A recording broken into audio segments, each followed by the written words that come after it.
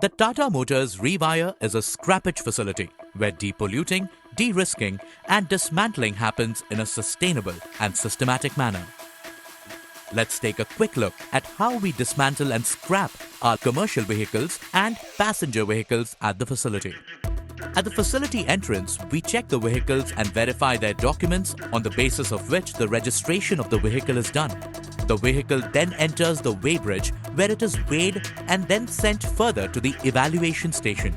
Here, the components of the vehicle are evaluated based on their functioning and used parts are sold as per policy guidelines.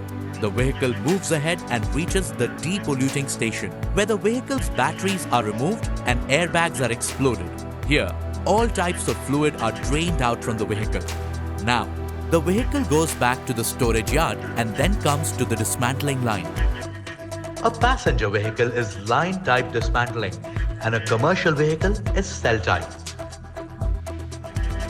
First, the commercial vehicle is depolluted, followed by dismantling the load body, cabin and the chassis.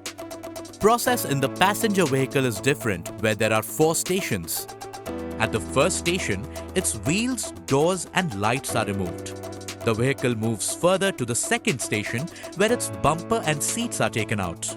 The remaining piece goes to the third station for the removal of engine axle and exhaust, followed by taking out glass, dashboard and wiring harness at station 4. Now all that's left is the metallic body, which is put into the baler. From everything collected at the 4 stations, materials like rubber and plastic go to the scrapyard, while aggregates like engine and axle go for deep dismantling. The scrap material is then loaded onto the truck and sent off. Sustainable, scientific and convenient for our consumers. The Tata Motors Re.Wi.Re truly recycles with respect.